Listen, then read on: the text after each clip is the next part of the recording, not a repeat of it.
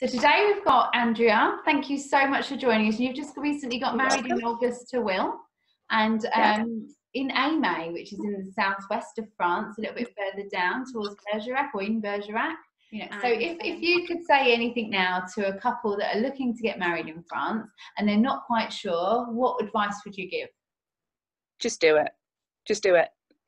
Definitely the right decision. Best day of your life. Best week of your life by the sound of it. Best week of my life. Just break away from tradition. Do it. My bridesmaid said to me, Andrea, if people want to go, they'll go. They'll make the choice to go. And honestly, it was the best week ever. Okay, so had you always wanted to get married abroad, Andrea? Did you always think about having a wedding abroad? What made you choose to be abroad? We always want to get married abroad, but we'd been to Cyprus on holiday and we'd seen somebody getting married in the hotel, and we knew we didn't want to go down that route. It was a bit strange wearing our bikinis and there's a bride walking past. It's a public beach and people are there. It was a bit odd. I saw that in St. Lucia once. There was about 35 weddings in a couple of days. I was like, this is weird. Yeah, it's very weird. So we knew we didn't want like a package deal type wedding. So we'd originally looked at Spain, but even that seemed a bit package type, and we thought, is it too far for our guests to go? And then somebody had suggested, why don't I look at France? And we ended up looking on a website, a bit like Airbnb, and we found our gîtes. So we booked our flights, we made some inquiries, booked our flights. And I was a bit nervous. I thought, oh God, we've spent all this money getting over there to stay for, I think we got 2 nights included free charge from the preview weekend. Yeah. And I was a bit like, oh, I'm not sure about this, Will. Like, the website was a bit underdeveloped. They hadn't done any weddings before. And I just thought, oh, have we made a big mistake coming here?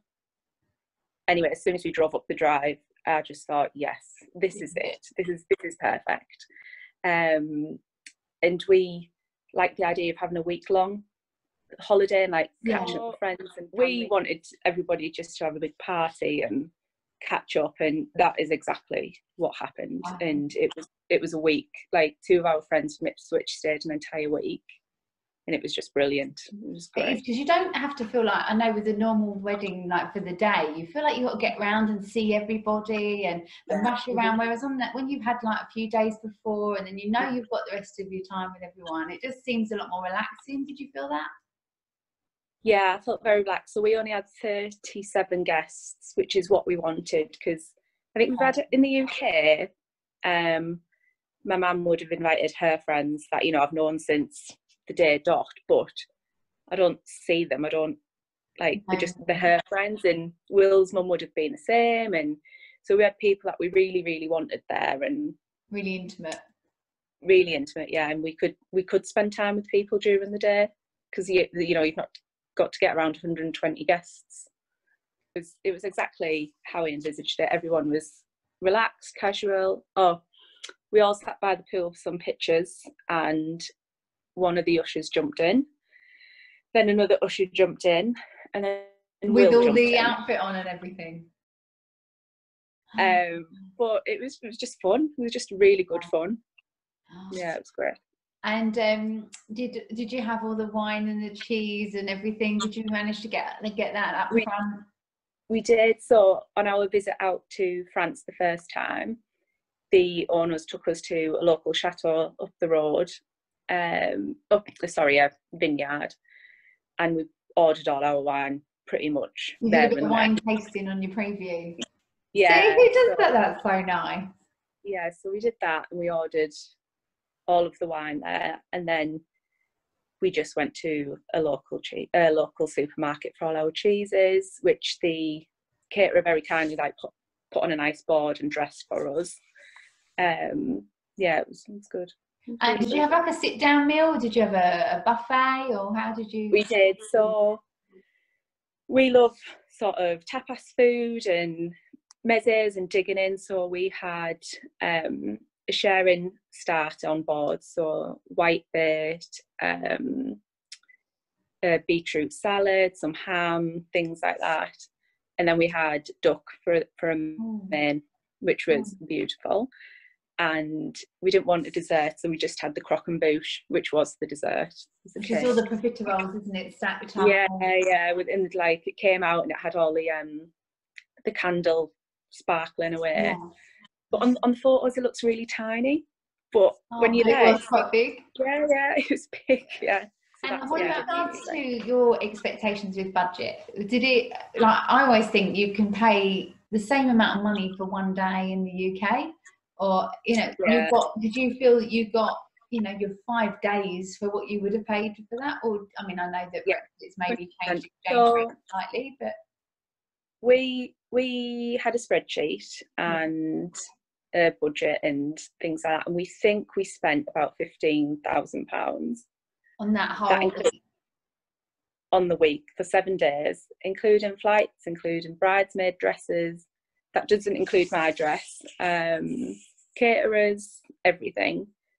And I don't think we could do it in the UK. Did you kind of stay and have a little bit of a mini moon after, or did you head back after that? We did. So after a week with everybody, we thought we can't come home and just go back to work. So we stayed in, it wasn't far from a place called Doom, Domme. Okay. And we stayed in a place called Chateau Maraval. I've heard of that. Which is beautiful. And there's only 3 bedrooms or 4 rooms. Right. And we felt like we had the place to ourselves. It was brilliant. Did you feel special, especially when you're looking at all these chateaus and like venues and stuff? Did you kind of think, this is so different to the norm that we'd have back home? Yeah, I felt a bit like, I feel special, not princess, but you felt important. I felt a bit smug. People were like that one. Best wedding we've been to. Food's amazing. Like, everyone was obviously taking advantage of the free bar, and it obviously you had the nice weather.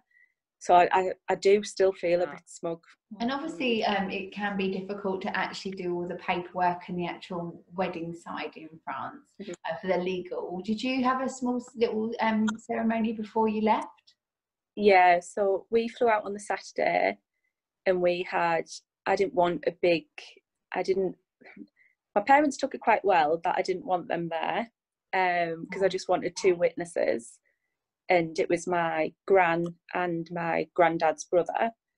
But isn't that lovely? Because then, did your grandmate, was she able to come, or she wasn't? She's not well enough to fly. Exactly. So you were able to do that small little ceremony with her and her. Is it her? Yeah.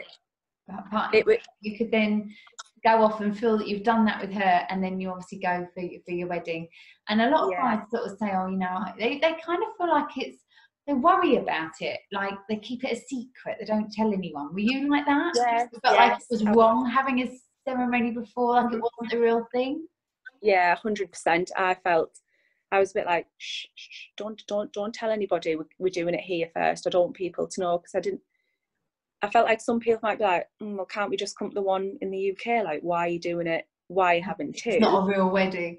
But did you not see, once you got to France and you had the ceremony in France, how real it feels? Yeah, 100%. So the UK, we called it our paper wedding day. That is it. It's the paperwork. Yeah. And it was very, it's very legal. It's very formal. And our proper wedding, if you like, in France, the ceremony was perfect. It was exactly what we wanted. It was very personable to us. We had my uncle, he wrote a poem for us, and our ceremony itself involved us doing shots at the end, which you couldn't do that over here. The other day I interviewed Piers Lane, one of our suppliers, celebrant. He was telling me about that he's created this new gin ceremony, and they have this big tall glass, and they pour different gins into it, do like a swirl, and then they add a bit of tonic, and then they go around and give it to the guests, and it's supposed to kind of supposed to say Bring about the coming together of the families and just, Oh, that's a good idea. a June wedding. I love that. Yeah. Well, our shots were about compromise, so we did a shot of each other's favourite shot. So there's some really good photos of me doing a shot of tequila at 2 o'clock in the afternoon. Normally. No, I'm just like, the pictures, I'm just going like that. It's, you know, but it's all part of fun to like make photos are for memories, isn't it? So that's it. And what did you do after the wedding the next day? Some people tend to have like a little gathering and some more food and carry it on for a few days. Did you do that? We carried it on for the rest of the week. Yeah, so we a bit of a calm down now, is it? A bit of a, we've gone through 14 months of planning, we've had an amazing time, and now it's just like, oh, what the? I couldn't imagine having a wedding in the UK, having that big day, and then that's it. You go home the next day. I think that's where the bridal blues come from. Yeah, because it's been such a build up, and then it's like you say, the next day it's done, and you might have a time, but it's over. We had 10 days of celebrating. It was just the best. You know, at the end of the day, language wasn't a barrier for you. No. In the end, and did you find that having English speaking suppliers was just a godsend? Yeah, 100%. I don't think we could have done it without English speaking suppliers. We rented a car on the recommendation of the owners of the Jeets, and it was French, and they didn't speak English, sorry, and it was very difficult to organise just getting car hire. So I can't imagine what it must be like trying to organise a wedding. We used to have weddings that someone like the bride might speak French, or her partner was French, and it was like, oh, it's okay, we don't need any help, we've got someone that speaks French. But you can imagine planning a massive wedding and you're the only person that's trying to deal with it all. You can't at least if you've got communication going on and you can speak English with everybody, that you've got help, you've got other people to take that weight off. You can say, oh, I can't quite ring them, can you ring them? And at least having a few people and everyone can understand that you don't have to be that one taking on that whole burden yourself as being the one that it would be a lot of pressure as well on the day. So on the day well, thank you so much for joining me. No problem. And letting me know a bit about your day. I'm so grateful, and hopefully we can bring more English speaking suppliers together to help couples like yourselves. And yes, definitely. Before you know it, it'll be your 1 year anniversary and you'll be popping back just to relive it.